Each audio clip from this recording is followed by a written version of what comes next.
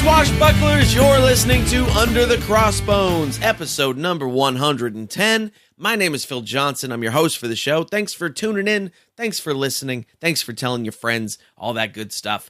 Fun fact about the number 110, a person who lives to 110 or older is called a super centenarian. And they, if you make it to 100, then you have a 1 in 1,000 chance of making it to 110. So even if you make it to 100, you're not super guaranteed to get all the way. They think like we just give out at 125. Like that's the maximum we can possibly go. But who knows? Who knows? 50 years from now, singularity, all that kind of stuff. We might live forever. We don't know. My guest on the show today is Nick Tyler, a.k.a. Captain Pigheart. Now, if you're a regular in the pirate scene, you may not be familiar with Nick. He's a British gent from Nottingham, England. And he's a writer and comedian and a word-type person. Words come out of his face and out of his pen, and he does really good stuff like that. So he has this series of pirate stories about Captain Pigheart, which are hilarious. They're really, really funny. I don't remember exactly how I ran across them, but they're very, very funny pirate stories, very short stories, things like that. Wild, just out of just craziness happening in these things, but super well written and some that I thought you would really like. And so that's why I had him on the show, because I thought you would like it. He's actually going to tell us one of those stories at the end of the show, but definitely go to his website and read some more of them. There's 30, 40 stories there. It's CaptainPigheart.com. So we're going to talk to Nick Tyler in a second, and we're going to talk about all sorts of stuff. We're going to talk pirates and Legos and Transformers and National Novel Writing Month, improv comedy, writing techniques. This discussion goes lots of different places, so it's a fun one. So stay tuned for that. I mentioned it on last week's show, and I posted it up on the Facebook group and all that kind of stuff. But if you have not sent a few bucks over to Michael and Roxanne Knowles yet, definitely do that. You heard Michael Knowles back on episode 106, just very recently. They got whacked pretty darn hard in the hurricane. A giant oak tree crashed into their house and ruined a bunch of house and Michael's art studio and all kinds of stuff. So they could definitely use a few bucks if you got it to spare. And there's a GoFundMe set up for them. So go to underthecrossbones.com/Knowles, Noles, and that'll take you right to the GoFundMe, and you can kick them down a few bucks, and that would be awesome of you.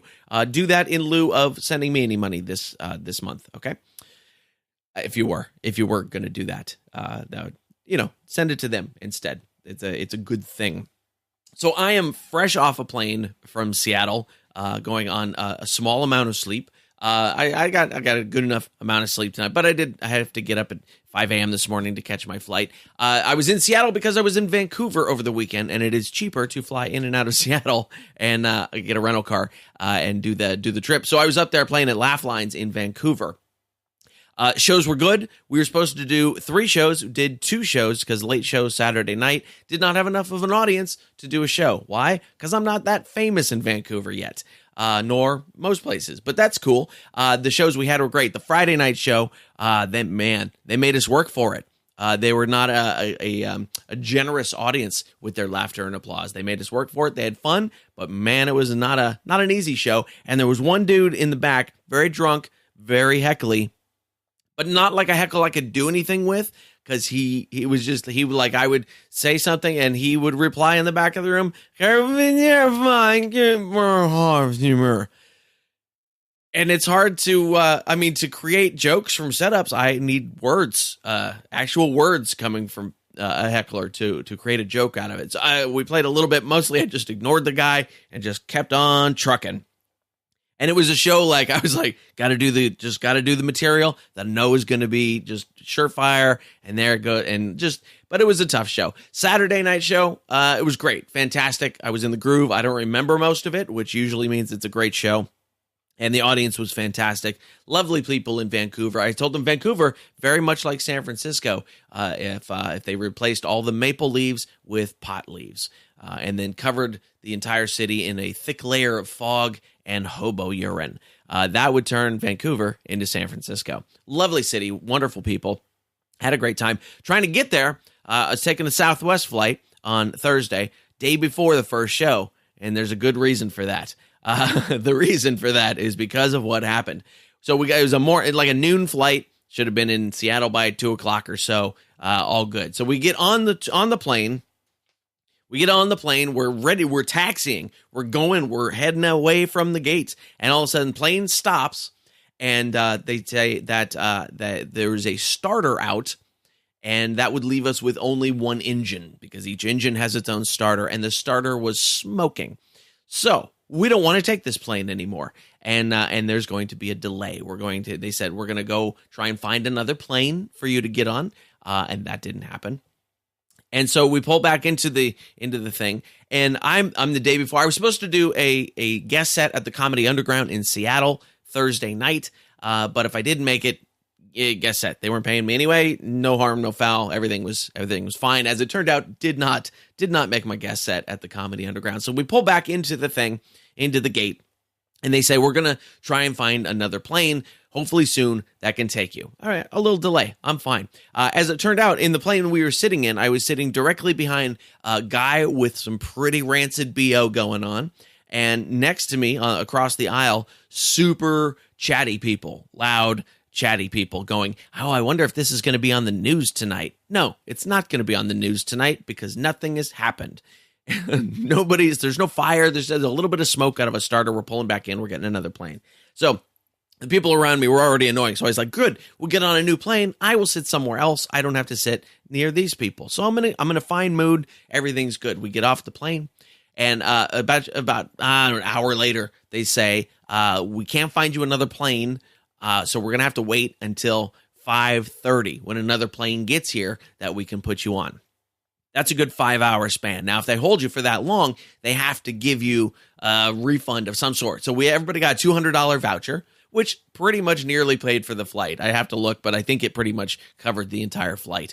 I got a pretty good deal on it. So now I'm not even paying for the flight. Okay, I'm good. I'm going to go have a sandwich. I'm going to sit down with my laptop and edit the very interview you're about to listen to. And all's good. And then so finally 5 o'clock rolls around. They get us a new plane. We're getting ready to get on the plane. Everybody's ready to get on. Let's go. All right, here we go to Seattle. And they go, okay, they're doing all the checks and all the preemptive da-da-da-da-da-da. And the guy, you can see the guy just doesn't want to tell us something. And he goes, one of the tests didn't check out. The one for the fire extinguishers in the cargo compartment didn't pass. And we're like, nah. Well, everybody else was like, nah. And I was like, I don't care. I'm sitting in a place for whatever reason anyway. I'm in a good mood the whole time. I'm in a good mood. I'm fine. Everything's going. But everybody else was like, no. And so they said, we hope it's just the light bulb on the test. Because there's apparently when they do the test, a little light is supposed to light up. And if it doesn't pass, the light doesn't light up. Turned out it was the stupid light bulb. So they changed the light bulb. That only took, another half hour or so.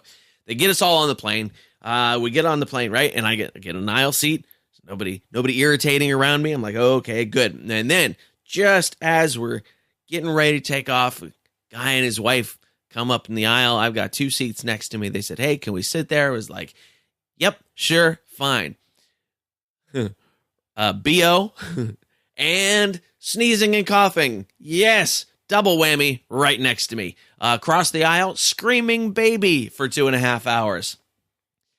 And finally then, that's when my mood shifted. I was maintaining, I was being patient, I was being calm, I was being in a good mood, and now I've got B.O. sneezy, screamy baby on both sides of me, and that I was not in as good a mood when we finally landed in Seattle. I spent the entire time leaned to my right out into the aisle, trying not to breathe in this guy's germs next to me, and getting just my hearing just destroyed by this baby screaming. Oh, and the other lady playing videos for her kids with no headphones. That's always polite to do on a crowded airplane. So we're also listening to Dora the Explorer or whatever crap she was playing for the kids. And it made for, that just the last 2.5 hours of the day, just that flight, I was exhausted by the time I got to Seattle. Finally got into my rental car, 9:15. Definitely was not going to make my guest set. And so it turned into a long day. But once I got to Vancouver the next day, things were spectacular for the weekend and everything was good. drive back and the flight back, everything was good. Just that one little 2.5 hour, just stinky, sneezy, loud, screamy portion was a little taxing. Oh boy! So I'm home for a few days, and then here's what's coming up for the tour dates. Thursday, October the 5th, I'll be at the Underground Brewing Company in San Luis Obispo, California. Sunday, October the 8th, I will be at the Ventura Harbor Comedy Club in Ventura, California, and that is a preliminary round for their comedy festival competition-y thing down there. And I just looked at the lineup and stacked. It's really going to be really a great show. So Sunday, October 8th, if you are near Ventura, California, definitely come out and see that. 6th and 7th, I'll be hanging around LA. I might pick up a set here and there, but I'm not sure what I got yet. Big stuff, November 3rd and 4th. Make sure Orlando, Florida, at the Bonkers Comedy Club, November 3rd and 4th. Tickets are not on sale yet. I will let you know as soon as they are, but put it on your calendar. Here's what I'm doing. Here's the reason I'm coming to Orlando. This show has a lot of listeners in Orlando, Florida, and I want to come see you guys. And so I was trying to cross-reference where do I have pockets of people and where should I book a show. So I contacted Bonkers and I said, let's see how many of these folks actually want to come out and see me. And Bonkers said, great, we will pay you this much. And I said, oof, that is not a lot of money. Not to fly across country. That is really not quite enough money, but I'm taking it. I'm doing the show because I want to come see you guys. And I want you to come out and see the show. So put November 3rd and 4th on your calendar. If you're anywhere near Orlando, Florida, we are going to have a good time at the Bonkers Comedy Club. If you're enjoying the show and the interviews and all that kind of good stuff, the best thing you can do is tell your friends about it, of course. But come over and join us on Facebook, facebook.com/underthecrossbones, Twitter/undercrossbones. Make sure you're subscribed on your iTunes or your Podcast Addict or your Google Play or wherever you get your podcasts and all that kind of good stuff. And, of course, all the show notes are going to be at underthecrossbones.com/110. And, of course, if you go to the website and you click the tour dates button, you can find out all the various places that I'm going to be performing. Iowa coming up, Minnesota, Wisconsin, lots of cool stuff.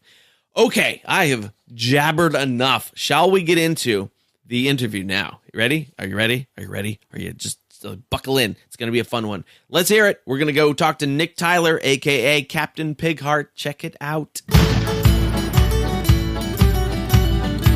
You are the a.k.a. and author of the Captain Pigheart adventures, and so we'll kind of start there with the pirate stuff and then delve into all the other stuff that you're doing. Tell me a little bit about where that character came from and how long you've been writing that immense list of stories that are on your site. Yeah, it's a frightening number, isn't it now? I looked at it, it's more than 30 now, and I'm sure I'd written about 10, but no, it turns out to be closer to 50, I think, which is really weird. I had a dream must be about 10 years ago, about pirates and about being lost at sea and stuff. And so I woke up and wrote it down, and that was pretty much the first story, complete from a dream. Okay. So the character kind of emerged, I guess, from being the opposite of what pirates really were. Because I think pirates must have been highly competent. You don't get to have a boat and sail around the seas without killing everyone, without being very good at what you do. Sure.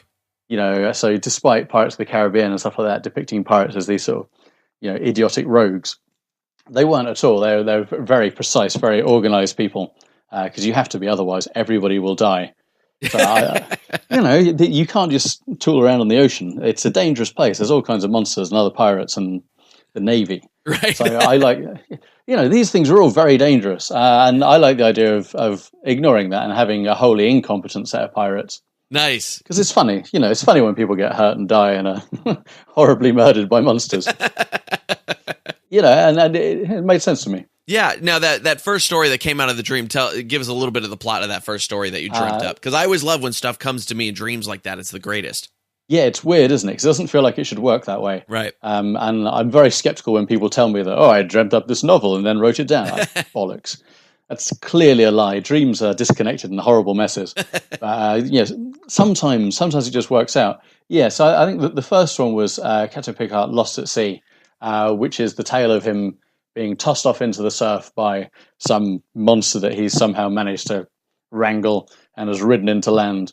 And he's then trapped on this island, very sad because he's lost his pirate ship, having been overthrown by a small crew rebellion because he's an idiot, and that's probably fair play. Poor poor Captain Pigheart, and so he's on this little island where it turns out they make merkins, which you know what a merkin is? Yes. Yeah, marvelous. Not everyone does. It's a pubic wig, which Right. is in itself hilarious, and it was an opportunity to think of lots of other terms for pubic wigs like twat thatch, which I had an enormous fun with once I'd actually sort of got the bare bones down. And it's about him trying to escape from this crappy little island and from his sort of opium addiction that he's fallen into through being sad and depressed. And it's silly. I mean, there's no naval ocean going knowledge in these stories. What I like about it is that the characters not only are sort of incompetent, but also seem to be very comfortable with being incompetent. Yeah, well, it's that whole conscious competence thing, isn't it? Yeah, that scale that you rise to when you learn anything. Initially, you don't know anything, but you don't understand that, and then you become aware of your inadequacies. And most people move up into a level of like conscious competence where you know that you're good at stuff. These guys have never gotten that far. They just stuck at like the level of an idiot who barely stays alive. And, you know, Ignatius loses a lot of his crew. They die in pretty horrible ways throughout all the stories. Yeah, the view that I got there, I was like, oh my God, this is Game of Thrones before Game of Thrones. You just kill them off like regularly. Yeah. There's certainly a core crew who survive almost all of it, but it's always good to have a couple of characters that, you know, you're red shirts who you can kill almost immediately and you know, really enjoy killing them. I have a lot of fun with that. I think it's funny. Some people agree, not everyone does. That's the way it goes. I found it was, as I was reading them, it was very easy to miss the jokes. The jokes are very subtle, which I absolutely respect. I think they're very subtle. I have never heard that before. No, okay. Now that may be just me coming from an American accent background where I had to really sort of pay attention and go, oh, there's the joke. Okay, I get what's going on there, because the language is fairly dense. In the stories, and they're not very long. They're very short stories for anybody who hasn't read them. But I found that I really had to pay attention to find the jokes, to see the jokes. And then a couple times I had to read them 2 or 3 times to get the joke, and I'm a comedian, so I get jokes, but I love those that it takes me where I have to go, oh, I get it. I like those. Those are very good. Oh, I'm glad to hear it. I mean, there's a fair amount of wordplay in it, without trying to sound particularly clever. It is sort of, it's dumb word jokes and being mean about people. But I wrote them how they're supposed to be read out, because once I started writing them, I went and read them at poetry nights and sort of spoken word events. Uh-huh. And so they're written in the accent that you should read, that you should hear them in. Sure. Which is, you know, that sort of classic Treasure Island, ooh, me hearties, all that sort of crap. Yeah. which I think it was like one part Irish, one part West Country, and one part bollocks. And it's just a sort of it's sort of gibberish noise that we've had for nearly 100 years now in film and stuff. Right. It's what we think pirates sound like, because a lot of the pirates in Britain would have been from the West Country. Right, which is I don't know if you know the geography of England. A bit. It's an island, and being, being an island, we have lots of coast, and so like Cornwall and stuff are right over on the the West Country, the west side and Ireland, and so the West Country sort of talk like this, and it's a very odd sounding accent. It's sort of nicely drawn out. And if you mash that a little bit with Irish, then you end up with the, hello there, I'm a pirate and I'm drowning people at sea for fun. And that makes sense. I've never heard it explained that way before. I'm pretty sure that's what it must be. It's got to be a combination of those sounds. And it makes it a lot of fun to read out loud. There's a lot of "ar," and you get the audience to "ar" with you whenever you do it. And that's delightful. As I was looking through your website, you do a ton of different writing, but the piracy even gets its own menu in the menu bar up there. So were you a piratey guy before you dreamt this pirate story, or was that sort of the beginning of that? I don't think I was. I think I've always been a science fiction and fantasy fan for everything, and so I suspect I found pirates not so much in fiction like Treasure Island, which I guess I read as a horrible condensed version of when I was a kid. It was more the pirates like Sinbad in the Ray Harryhausen films. Okay. That's pirates where they go out on boats and they face horrible monsters, get ripped apart, and sort of luckily manage to escape. I think that was the only real sort of genuine pirate thing that I liked. But there's a lot of pirates in fantasy and science fiction. It pops up all the time. You have sky pirates, steampunk space pirates, the ice pirates. Are you familiar with that terrible film? Oh, yeah. Well, that's an amazing movie. Yeah. Oh, it certainly is. Amazing is the nicest thing you could say about it. Yeah. So I guess I had that stuff rattling around in my head, and people buy me like books on knives and swords for some reason, which is kind of weird. I don't know. I feel like I must give the wrong impression to my friends. You sound like you like sharp things. I do like sharp things. They're useful and they keep people away. These are important. So I guess pirates they're always in your sort of general cultural consciousness, aren't they? They're such a big deal. Yeah. And I guess Pirates of the Caribbean brought it back hugely. Certainly, yeah. I have a lot of problems with those films, but Yeah.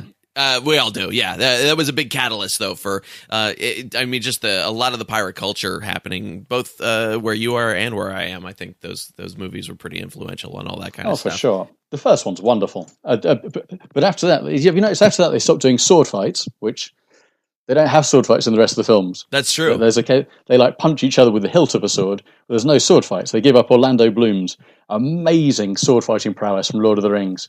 He was trained by the guy who trained Errol Flynn. Oh, really? I didn't know that. Yeah, you're like, oh my god, he's a fantastic swordsman. Wow. And it's just wasted after the first film. Yeah. And of course, they all have Johnny Depp in far more than the other characters after that. Grumpy. Yeah, right. Well, now we'll have to make a petition to have more sword fighting in episode 6. Oh, I think so. I still watch them. Expecting not to be disappointed, but yeah, that's life, isn't it? A series of hideous disappointments followed by death. Yeah. So you are in Nottingham, which is a decidedly not coastal city. We are the furthest away that you can get from the sea. Yes. In the UK. Yeah, we are dead in the middle. Did you grow up there? Not far away. I grew up in a little town called Burton-on-Trent that might be vaguely familiar. It's the brewing capital of the UK. Oh, okay. About 15% of all the UK's beer is brewed there. Okay. Nice. Things like Carling and Carlsberg and Grolsch, all that crap's made there as well. Ah, I see. Okay. There's something like 35 breweries there. Let's talk about the improv and stuff like that a little bit. Sure. How did you get into, because you are a wordsmith of various sorts, whether that's coming out of your laptop or coming out of your face. How did you get into that? Where did that all come from? Yeah, it was odd. We did a little bit of improv when I was at university. We did some in the new theatre at University of Nottingham. Just as sort of warm-up games and for fun. And that was very entertaining. Then we forgot about that. And then I went away for a year after university to work in a horrible school in Wolverhampton, which I don't know. Does Wolverhampton sound like a cool place from its name? A little bit, yeah. It's fucking horrible. It's possibly it's the worst place imaginable. It's like Birmingham is like Britain's second or third city, I don't know, and Wolverhampton is one of its like horrible suburb towns. Gotcha. It's just a ghastly place. And there's an awful school that I worked out there. It's just one of those jobs that makes you want to kill everybody in the building and yourself. And I think that would have been really enriching. But I got out of there eventually, moved back to Nottingham with my partner, who I've been with since university. And a couple of years later, some guy put an advert up saying they wanted people for their improv comedy team called, at the time, Mission Improbable. Okay. And Marilyn joined up because she's good at the stuff and acts and all those kinds of things. And I didn't really want to do anything at that point. But I was eventually dragged in later. And I've been doing that since 2004, I think, now. And originally they were doing little gigs and we were doing a lot of the kind of short form stuff that you saw on Whose Line Is It Anyway? Okay. That kind of thing. I know improv's a much bigger deal in the States than it is over here. Is it? I'm not sure what the improv scene is over there. It's never really been... it's not something I'm good at by any means. When I do stand-up, I am definitely a stand-up, not an improv guy. So it's a different thing. But I don't know what the improv scene is like in England. It's increasingly amazing. Nottingham's got a nice little scene now. It's us with some other groups, and we're trying to get as many people to do things as possible. London's very densely filled with improv, as you would expect. Yeah, and there's lovely offshoots in Birmingham and Brighton, up in Lancaster and Liverpool, and it's getting bigger. It's becoming more of a public consciousness thing, I think. There have been a series of just terrible television shows trying to do improv, all things that only put people off. Because they come and go, we want to say that it's like this thing that's on TV, but we can't because that was awful. Right. And it hurts and it burns.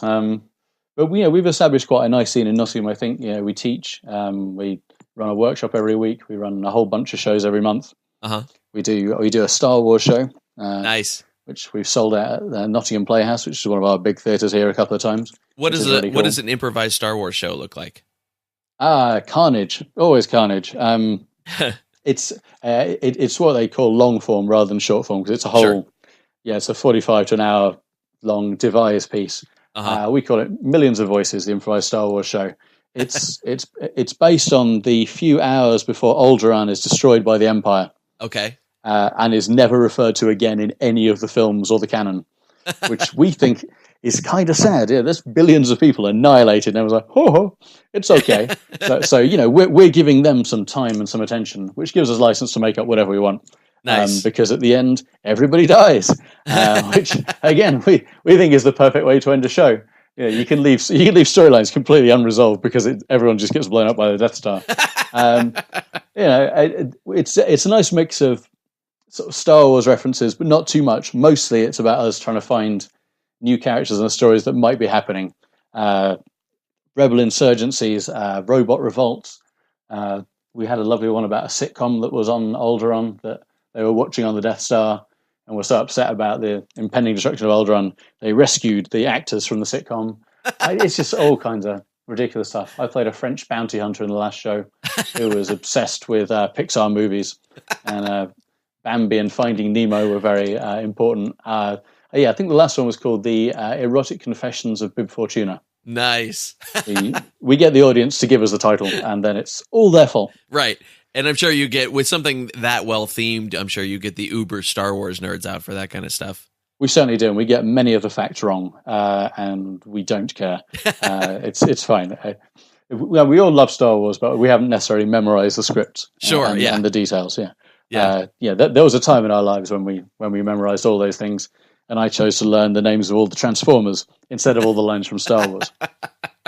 I'm still pretty happy with that decision. Yeah. There you go. Nice. You and my girlfriend would get along great. She loves Transformers. That's wonderful. Is she reading the current comic series by IDW? No, she's all about the movies. She is not a comic book person at all. Wow, that's rare, because the Michael Bay films? Yeah. Oh, God bless her. How wonderful. I've seen all of them against my will, but they kind of hurt, don't they? Oh. They do. Yes, it's like being betrayed over and over again. Yeah. She goes, I just, because it's just, I like a story, and there hasn't been much of one. No, there's a great series of YouTube videos using the Michael Bay Transformers films to explain film tropes and how filmmaking works. I'll find you the link later. It's brilliant. It's just pointing out that one of the reasons none of it makes sense is that every scene in it, no matter how trivial, is given the exact same amount of importance in terms of how it's shot and the score and everything. So everything is equally important, which means nothing is important. Right. Yes. It's impossible to watch. Yeah. Funny. Yeah. One day we were watching one. She goes, what's wrong with these movies? And I said, well, I like story and character development and things like that. And she said, well, you like all those Harry Potter movies? I said, yeah, because they have story and character development and actual words. Yeah. So, yeah, that's an interesting discussion in our house every time a new Transformers movie comes out. But maybe I'll force her to read comic book. read the comics. Read the IDW continuity has been going since 2005, I think. Okay. It's very coherent, very somewhat postmodern, but very knowing. Bits of it that are very, very funny, and bits that are very heavy in their politics and world building, and are kind of awesome all the way around. Nice. I'll have to force her to check that out. That'll be good. So being in, I wonder if, I was just thinking about this as we were talking about improv and how it's sort of now a burgeoning scene there. Is that due to the influence maybe of the Fringe Festival in Edinburgh being so one-man show, scripted stand-up kind of oriented? Is there, I don't know if there's a lot of improv at that festival yet. There is a huge amount now. Is there now? Yeah, when I first went to the Fringe with my other half when we were at uni, we took a show that was not brilliant, but okay for the time, up to the Fringe, and we were sharing a venue with a Chicago improv team called Baby Wants Candy. Okay. Who do a 1 hour improvised musical. That was in '98. Okay. And they were phenomenal, and they come back every year and still do it. Huh. I don't know how many improv shows there were up at the Fringe this year, but we had a lot of friends up there doing improv shows. It's hundreds. It's pretty huge. Oh, okay, nice, yeah, and very exciting. Yeah, we've that's an amazing festival. Yeah, have you been? I did it in 2005. Yeah, I did a show there, and it was overwhelming. Yeah, it's pretty intense. I mean, you can't walk around Edinburgh to get to the next show. It's crazy. Right. Yeah. It was pretty insane. So much going on in that city for all at the same time. It's like they said, we're going to make all of the city's money in 1 month. Oh, yeah, it's madness. I don't know how many shows I had on this year, but I know it's thousands in the course of the month. It gets ridiculous. So with all the you're also writing on your website tons of sci-fi and all this kind of stuff. Do you have is there a plan for the way you write, or do you just kind of write and throw it out there and see what happens with it? Oh, I have no concept of planning or ability to plan. It's why I've done NaNoWriMo a couple of times, National Novel Writing Month, where the aim is to write 50,000 words at least in 30 days, which sounds like a lot. And some people do plan these things rigorously. I've never been very good at that. I don't have much in the way of foresight in my life generally. So this works. So improv for me ties very much into writing, because it's the opportunity to just write, and I think very importantly to not edit yourself as you're going along. I think it's easy to start writing something and then go, oh, that's crap, and then start editing it sentence by sentence as you're doing it. And once you get into that habit, you never get anything written, because nothing's ever any good. Right. But if you can bang out a couple of thousand words and then go back to it, then you have the chance to make it better. I don't generally even go back to it. I'm not very good at that. But I have had a lot of fun just writing it and just chucking it out there and seeing if people like it. Sometimes they do. So if we're looking at a Captain Pigheart story, is that a first draft or fairly close to first draft, or how much do you go back to those?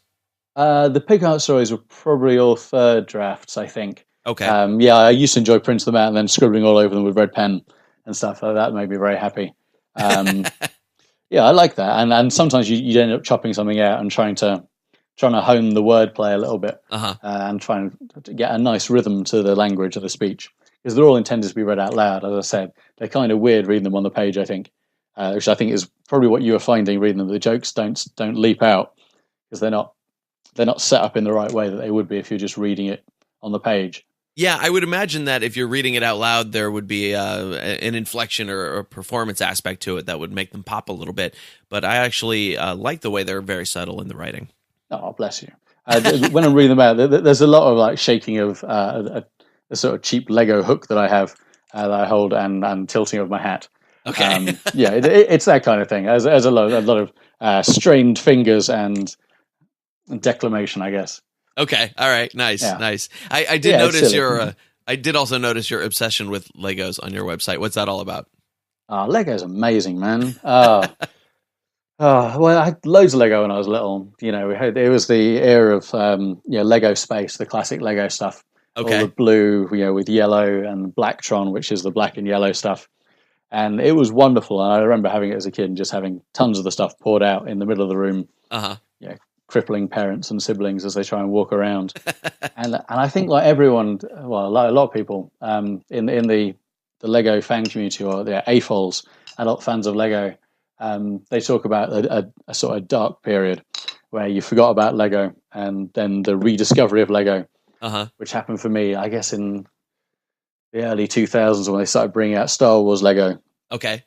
And I remembered what Lego was. And oh my God, this stuff's amazing. And it's a very meditative process, building a Lego set, following instructions. It's very relaxing. Yeah, I imagine so. Yeah, I would recommend it for anyone who wants an alternative to the awful mindfulness colouring in books. You colour them in and then throw them away. I always thought you should just colour them in with a black Sharpie. The whole thing is just a beautiful black page. I don't know if that's Zen or really nihilistic. I find that idea. Surely it's the same thing. I don't know. I don't think I understand Zen. It's about fixing motorbikes, right? Totally, absolutely, yes. Who knows? But yeah, Lego's great. And then I got more into the just dismantling a load of it and then building what you want, which I'm not very good at, but I'll get a lot of satisfaction from. And I was starting to build Lego vignettes for a podcast called Flash Pulp. Oh, yeah, I saw one of those. A bunch of Canadian guys. Oh, my God, they do wonderful stuff. I don't know how many episodes in they are to this, 700 episode combined storyline that they're working at. I think they're episode 500 or something. Oh, wow. And yeah, I have no chance of catching up and illustrating it with Lego, but they're fun to dip into. Yeah. A very cool story podcast, and nice bunch of guys too. So you seem to definitely have an affinity for short form prose and poetry and things like that. Have you ever thought about writing something larger or combining what you have into something larger? Well, I'm incredibly lazy, which is one of the great things about improv and about doing short writing, because you just get up there and do it. And Yeah. I've always approached writing the same way. I guess from NaNoWriMo, I've ended up with 2 pieces that are 50 to 80,000 words. Okay. And I'd say that they're effectively novels. I mean, they're complete stories. I'm not sure the second one makes a lot of sense. I guess I could go back to it and try and edit it in so that it makes sense. I suppose. I have thought about combining the Pigheart stories into some kind of book, but I haven't ever really done anything about it. I guess I'm too afraid that no one would buy it, and I would feel sad and depressed about promotion, which well, I could just do it like this and it'll be fine. I feel like I ought to do something like that at some point, because otherwise it's just sort of sitting there. Yeah, that I always kind of go through the same thing. I always feel very accomplished at finishing something and putting it out in the world, and then I go, oh, now I got to tell people about it. That's not the fun part. Yeah. Well, yeah, I think that's for me why for NaNoWriMo I was posting the chapter I'd written every day online as soon as I finished running a quick spell check through it, because then it's like, oh, I've done this. Here's a thing, read it or not. But this is my, how promises to the internet help you do things sometimes. Sure. You promise to anonymous people who you'll never meet that you're going to do a thing, and for some reason that's enough to motivate you. Yeah, I don't know. I find that pays off. But doing any more than that, I found challenging to get my act together for. Yeah. Which is odd, since I work for a publisher, so I should know kind of how it works. So, are there more Captain Pigheart stories coming then? Yeah, there are. I've still got a bunch in draft form. I've got lots of notebooks that are full of ridiculous story ideas and dreams. I kept a dream diary for a very long time. Which is, do you ever write dreams down? Yeah. Oh yeah. Messes you up. Yeah. The more you write them down, the more you think about it, and so the more likely you are to remember the dream that you have next time.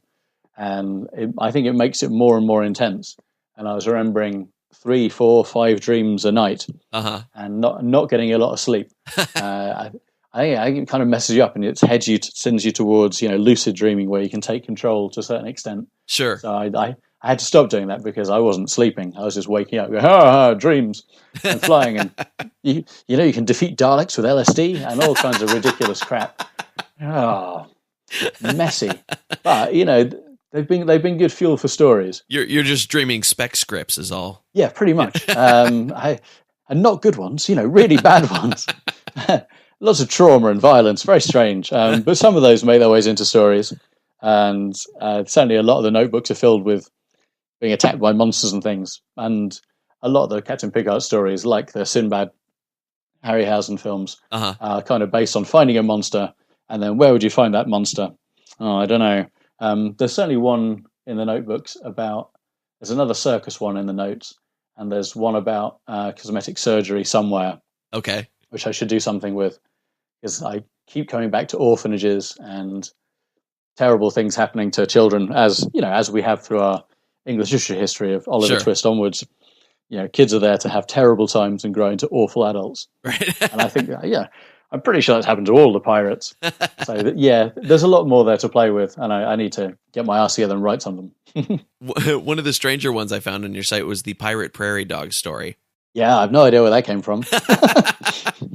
No, some of them are just odd, or like a couple of words that fit together and sound amusing. Okay. And that's, that I think that can kind of be enough sometimes. I imagine an improv background comes in handy with that, because it's almost like your brain giving you a scene suggestion, and then you can just run with it. Yeah, very much so. Say for improv, I'm a big fan of not thinking. The more that you try and plan, the harder it gets. Right. Because no one else knows what you're planning. So for improv, I like the idea that for the story that you're telling, all you've got is the story that's come before. So all you can do is look backwards and use that to keep going forwards, because nothing in the future has happened yet. You can't make it happen. All the information is behind you. Right. And that's all you need to build the story with. So I've certainly found with longer stuff like the NaNoWriMo stories, I'll try and put a lot of detail in the beginning, because I know that I haven't got a clue where I'm going. But the more I put in at the start, the more it will turn out to be relevant later. Sure. And will become thematically important.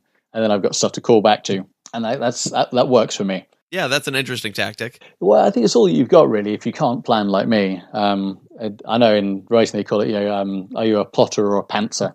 The sort of seat of your pants writing.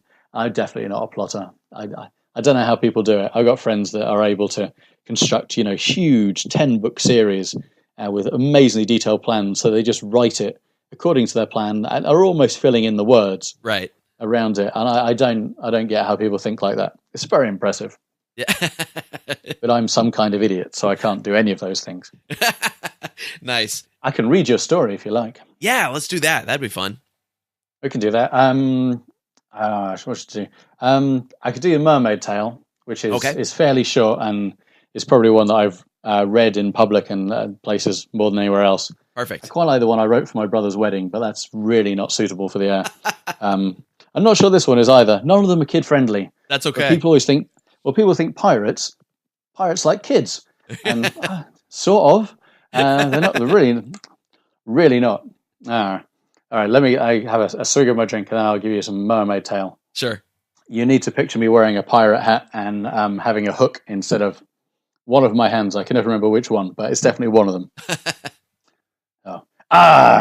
Me breeches are stained with the love juice of an impudent mermaid.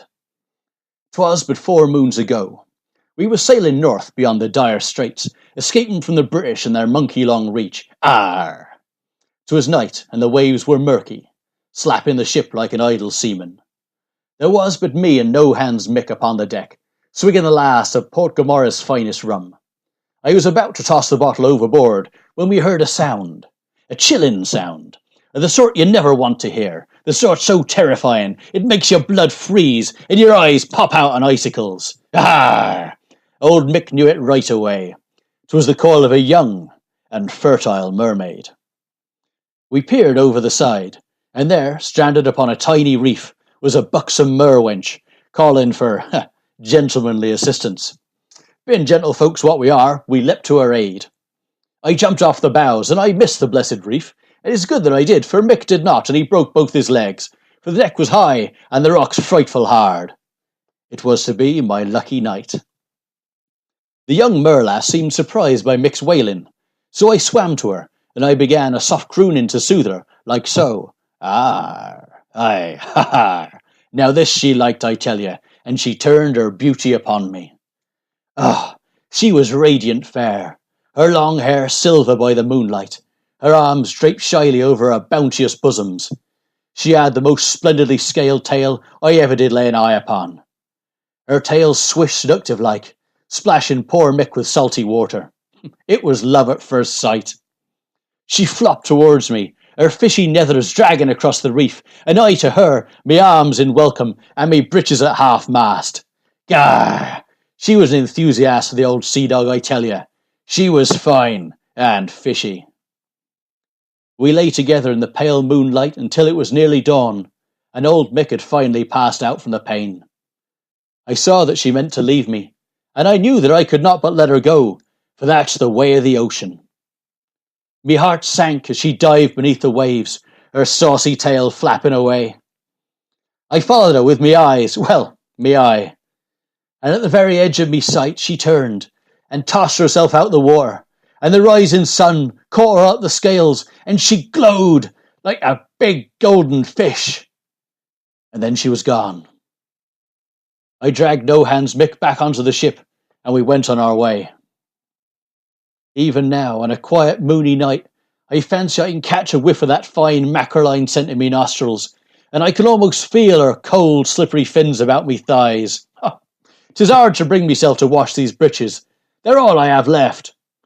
She was half fish, but all woman. How's that for you, matey? Nice, I like it.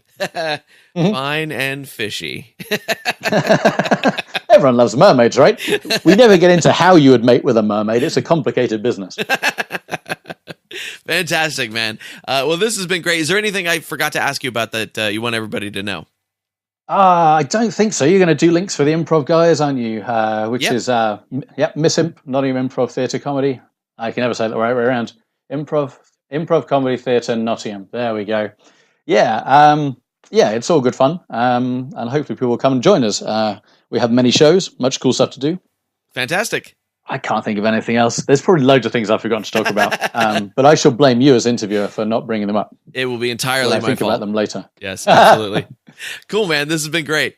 You are a gentle and kind host. Oh, thank you very much. Thank you. All right, we'll talk soon. Thanks for having me on, man. You bet. All right, dude. And there it is, friends. That is my interview with Nick Tyler, a.k.a. Captain Pigheart. How fun was that story? The stories on his website, not for children. They're not children's stories, just so you know. But they are fun, super funny, well-written adult pirate stories. So go visit him at CaptainPigheart.com.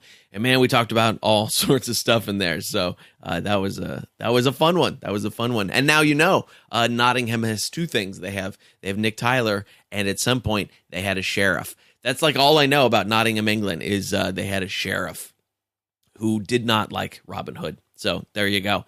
All right. Let's see. Today, Under the Crossbones is sponsored by Pirate Radio The Treasure Coast, WKKC-DB, playing the best music in pirate radio talk. And you can listen to Under the Crossbones on both their stations. Just go to pirateradiooftheTreasureCoast.com or pirateradiotc.com. And don't forget to download their apps. That's the Pirate Radio Treasure Coast app. That's their music station. And Pirate Radio Talk is the talk station. And you can hear Under the Crossbones on those stations throughout the week. Yes. And I did talk to David and Ellen over there because they're in Florida too. They made it through okay. A little bit of nothing kind of stuff, but they got through it and everything is good. I have since you're not sending me any money this month because you're going to send it to Michael and Roxanne Knowles, I have a free ebook that you can get. Good for you. It is Pirates of Panama or Buccaneers of America by Alexander Exquemelin. 1678 is when this book originally came out. So it's an oldie but a goodie right there in the piratey, golden agey kind of time. And if it's a seminal piece of pirate writing, if you haven't read it yet and you like pirate history, this is one of the go-to books you got to read. Alexander Exquemelin was a doctor who ended up on pirate ships because they were always needed. And he wrote about his adventures. Wrote about his experiences. And so I have that for free for you. Just go to underthecrossbones.com and click on the free ebook button, and you'll get it right there. Or if you're out and about and all you have is your phone with you, text. Why is that a hard word to say? Text the word pirate and your email address to 94253. Text the word pirate and your email address to 94253. We never actually see what I was trying to do is I was trying to pronounce the last T in text, and we almost never do that, do we? We just say text, like Texas, right? It's weird things about the English language and the way we abuse it. Here we are. All right, kids, that is our show for today. If you want to find out more about Nick Tyler and read all his pirate stories, his Captain Pigheart stories, and find out about his improv and his cool Lego things and all that kind of good stuff, go to CaptainPigheart.com. We got lots of cool guests coming up. We're going to talk to Sean Lockman of the Pirate Treasure Museum in the Virgin Islands. Send them a note, hoping they're still there. And then we're gonna hear from Houston Tucker and Kevin John from Legend Co. Trading Company. Lots of really great stuff coming up over the next couple of weeks. Hope you enjoyed this show. If you did, go out and tell your friends. If you have somebody that likes improv and Legos and pirates, they would love this interview. Go tell them about it. That's pretty specific type of person, but they're out there. Even if they're close, if they like one of those things, you can tell them about it. All right, kids, until next week. I'll see you then.